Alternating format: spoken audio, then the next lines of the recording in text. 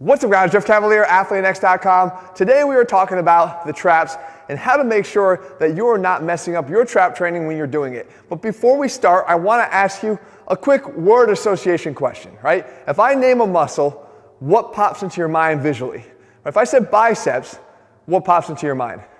Probably this, right? And what if I said chest? This is a chest. I think we're all probably 2 for 2. If I said shoulders, I think we're probably now 3 for 3. If I said traps, what would you think? Would you think this?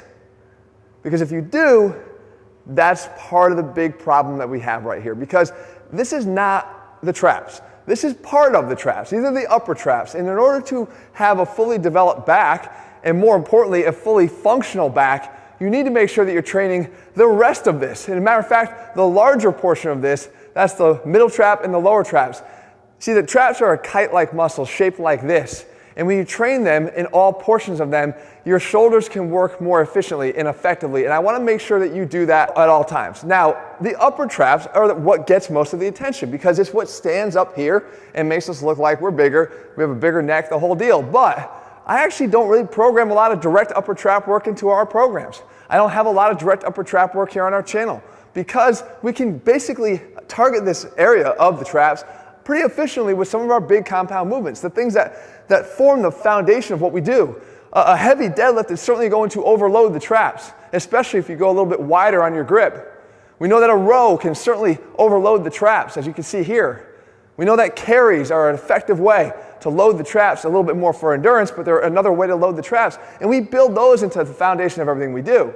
So you don't necessarily need to have a lot of upper trap work. As a matter of fact, what happens is when you start to overdo your trap work, you start to create muscle imbalance. You start to create a dominant forward shoulder. You start to create posture problems. You start to create related weaknesses throughout your shoulder because of this dominance here. So what we want to do, upper cross syndrome, guys, we don't want to go down that path. We want to make sure we're focusing on the other stuff. So what we want to do is start incorporating other exercises. Now, guys, I'm going to make this very, very easy for you.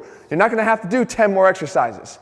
All right, the first thing you're going to want to do is you want to hit the middle traps. This is the best way I know how to do it. This is a wraparound row. And all you're going to do is you're going to grab the left handle with a right hand and the right handle with the left hand. And you don't need to even have cables or handles here. You can do this with bands. But you're going to want to keep your elbows in tight to your body. And you wrap around and keep your elbow around and tight, trying to retract the scapula. And we could do it in a lot of different cadences and sequences as you see here. I could do one arm at a time. I could hold one in contraction while I bring the other one around. I can actually do both at the same time. That's all more of a preference of how you do it and how you can feel it more effectively. But the concept is in keeping the moment arm here short by not going out this way and bring our arms out into a T, which is a middle trap exercise, we're actually removing a lot of the rear delt from that movement because we shorten that. We take that rear delt out a lot more.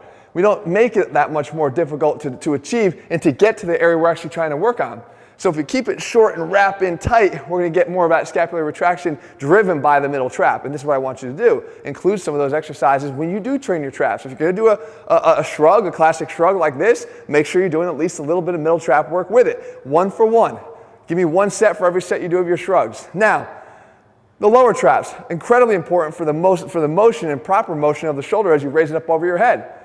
We want to work the lower trap here with this exercise. This is a prone press. Now you're going to find here, it's very humbling, you don't need to have a lot of weight to do this exercise. Matter of fact, some people will find that just doing the motion alone is all they need to overload this portion because it's a chronically weak portion of the traps. As I mentioned, we don't even visualize it, let alone train it. So we want to make sure we do that and you do some lower trap work. Now, here's the best part about this. If you've been watching my channel for any length of time, if you knew how much I value the face pull, you'd be doing face pulls after every single workout. Right? You're listening to me, you're doing your face pulls every time you train. If you do the face pull, there's a slight modification you can make to make this exercise hit the middle trap and the lower trap even more effectively. And you do this. You do a face pull with this elevated raise at the end. And all you have to do is, again, take that pull back, same mechanics, proper mechanics of a face pull. You lead with the hands. Right? Don't lead with the elbows, because if you lead with the elbows, you're going to go into internal rotation of the shoulder. You want to create external rotation and get the shoulder working with the rotator cuff and the mid-scap muscles, all of them working together the way they prefer to. So we lead with the hands back, and then what we do is from here, we keep it there and raise our arms up over our head. Now, the force is pulling our arms this way.